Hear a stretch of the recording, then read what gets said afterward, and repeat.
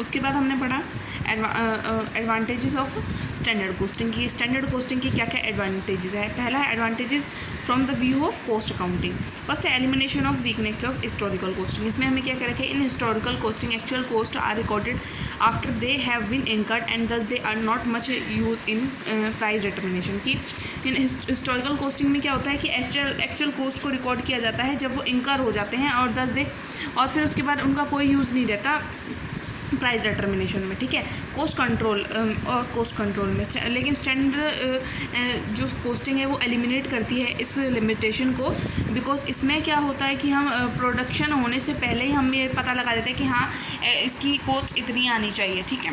उसके बाद है सिंपल एंड इकोनॉमिक। इसके जो फार्मूले हैं स्टैंडर्ड कोस्टिंग के वो बहुत ही ईजी हैं, ईजी टू अंडरस्टैंड है। फिर उसके बाद है कोस्ट कंट्रोल की। इसका मेन ऑब्जेक्टिव ही क्या होता है, कोस्ट कंट्रोल होता है, जिससे कि हम और जो भी वेरिएंस आते हैं उसको स्टैंडर्ड कोस्टिंग में और एक्चुअल कोस्टिंग में फिर हम उसको क्या करते हैं, दूर करते हैं, ठीक है। कंपैरेटिवली कि स्टैंडर्ड कोस्टिंग में हम क्या कर सकते हैं, कंपेयर कर सकते हैं एक्चुअल कोस्ट को और स्टैंडर्ड कोस्ट को और टू डिफरेंट पीरियड की, ठीक है। Basic of valuation of stock की। इसमें क्या होता है कि वैल्यूएशन ऑफ स्टॉक को देखा जाता है कि प्री डिटरमाइंड स्टैंडर्ड का स्टॉक कितना था और कितना जो डिफरेंस होता है फिर हम उसको वेरिएंस अकाउंट में डाल देते हैं। फिर उसके बाद है मोटिवेशनल एडवांटेजेस की। मोटिवेशनल क्या एडवांटेज होते हैं, कोस्ट कॉन्शियसनेस की जो स्टैंडर्ड कोस्टिंग में होती है उसे डेवलप हो जाता है एनवायरनमेंट कोस्ट कॉन्शियसनेस का एम्प्लॉयज़ के बीच में, टॉप मैनेजमेंट के बीच में। और फिर वो क्या होते हैं, कोस्ट के कॉन्शियसनेस हो जाते हैं कि कोस्ट इतनी से ज़्यादा तो आने नहीं चाहिए। फिर उसके बाद है measurement of and increase efficiency की। इससे क्या होता है, एफिशिएंसी में इंक्रीज़ होता है। स्टैंडर्ड कोस्ट से क्या हो जाता है, हमारे स्टैंडर्ड फिक्स हो जाते हैं कोस्टिंग के। फिर हमें ये पता चल जाता है कि हाँ हमारी कोस्ट इससे ज़्यादा नहीं आनी चाहिए और एक्चुअल कोस्ट को कंपेयर किया जाता है और एफिशिएंसी देखी जाती है मटेरियल की, लेबर की और मशीन की, और इसको आसानी से पता लगाया जा सकता है। Is there an certain deficiency, अगर कोई डिफिशिएंसी होती है और उसके लिए हम क्या करते हैं, नेसेसरी मेजर्स को हम उठाए जाते हैं, कदम उठाए जाते हैं। फिर उसके बाद है basic of incentive wage system कि all incentive wage plans are based on the certain standard कि बोला है जितने भी इंसेंटिव वेज प्लान होते हैं वो सर्टेन स्टैंडर्ड पर बेस होते हैं। Hence incentive wage payment can easily operated of standard costing. इसलिए इंसेंटिव वेज पेमेंट सिस्टम है वो ईजिली ऑपरेट कर सकता है बेसिक ऑफ स्टैंडर्ड कोस्टिंग को, ठीक है। फिर उसके बाद है मैनेजरियल इफेक्टिवनेस ऑफ एडवांटेजेस, ठीक है। इसके बाद हमें सबसे पहले हमें दे रखा है फैसिलिटी इन प्रोडक्शन प्लानिंग कि हमें ये क्या करता है, फैसिलिटेट करता है प्रोडक्शन प्लानिंग में। क्योंकि हम क्या कर देते हैं, कुछ हम बेस लेके हम स्टैंडर्ड की कोस्ट को डिसाइड कर लेते हैं, स्टैंडर्ड फिक्स कर लेते हैं, मटेरियल का, लेबर में कितना पैसा खर्च होगा, मशीन में कितना पैसा खर्च होगा। This standard help in formulating production plan की हमें प्रोडक्शन प्लान में भी और पॉलिसी में भी हमें क्या होते हैं, बहुत ही ज़्यादा लाभदायक होते हैं। फिर उसके बाद है मैनेजमेंट बाय एक्सेप्शन कि the introduction of standard costing help in the application due to the principle of management by exception.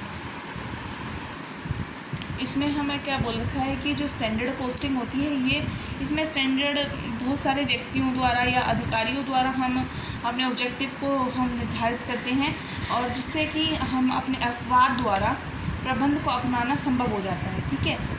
और क्योंकि जो ये है वेरिएंस आते हैं उसकी सूचना फिर हम क्या देते हैं, मैनेजमेंट को देते हैं और कमी वाले जहाँ पर क्षेत्र होते हैं वहाँ पर ज़्यादा ध्यान दिया जाता है। इसके बाद है इफेक्टिव डेलीगेशन ऑफ अथॉरिटी की। स्टैंडर्ड कोस्टिंग में क्या होता है, डेलीगेट किया जाता है अथॉरिटीज़ को और फिर इससे क्या होता है, इफेक्टिवनेस ईजियर हो जाता है और स्टैंडर्ड वर्क और अच्छी तरह से और क्लियरली हो जाता है। फिर उसके बाद है डिटर्मिनेशन ऑफ रिस्पॉन्सिबिलिटी की। रिस्पॉन्सिबिलिटी को डिटरमाइन किया जाता है कि अगर जो वेरिएंस आया, जो अनफेवरेबल वेरिएंस आया है वो किस कारण से आया, ठीक है। बेसिक ऑफ प्राइस फिक्सेशन, क्योंकि हमें कोस्ट पता है तो हम प्राइस इजीली डिटरमाइन कर सकते हैं। फिर उसके बाद है help in budgetary planning. Budgetary planning में भी बहुत ही ज़्यादा ईजी है क्योंकि बजटरी प्लानिंग और कंट्रोल करने के लिए आसानी से अडॉप्ट कर सकते हैं स्टैंडर्ड कोस्ट को। अब इसके बाद है facility of use of information technology की स्टैंडर्ड कोस्टिंग सिस्टम है वो इंश्योर करता है continuous flow of operating data in addition to specific standard data, ठीक है। और इससे जो बेनिफिट होगा इंफॉर्मेशन टेक्नोलॉजी हम इजीली अडॉप्टेड ऑब्टेन कर पाएंगे, ठीक है। उसके बाद हमने पढ़ी लिमिटेशन ऑफ स्टैंडर्ड कोस्टिंग की क्या क्या है। Unsuitable for concern dealing and non standard product, non standardize product, क्योंकि जो स्टैंडर्ड कोस्टिंग है वो वहाँ पर यूज़ नहीं हो सकती जहाँ पर नॉन स्टैंडर्डाइज प्रोडक्ट है, यानी कि जहाँ पर कंज्यूमर की स्पेसिफिकेशन के अकॉर्डिंग काम किया जाता है, तो ये स्टैंडर्ड कोस्टिंग वहाँ पर यूज़फुल नहीं है।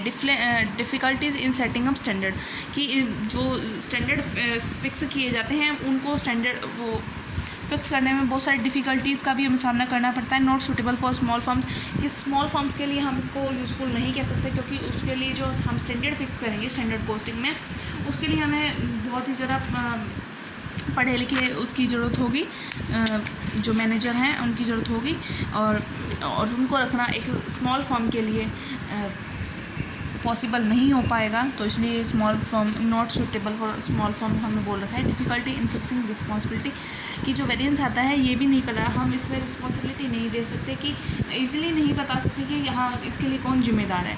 इसके लिए फिर है चेंजिंग इन बिजनेस कंडीशन, की जब हम स्टैंडर्ड फिक्स करते हैं कि जब बिज़नेस इकनॉमी है, इकनॉमी में रिसेशन भी आता है और डिप्रेशन रिसेशन भी आता है, ठीक है, बूम भी आता है और रिसेशन भी आता है, तो जिसके कारण क्या होता है हमारे कभी तो प्राइसेस ज़्यादा हो जाते हैं, कभी कम हो जाते हैं, ठीक है।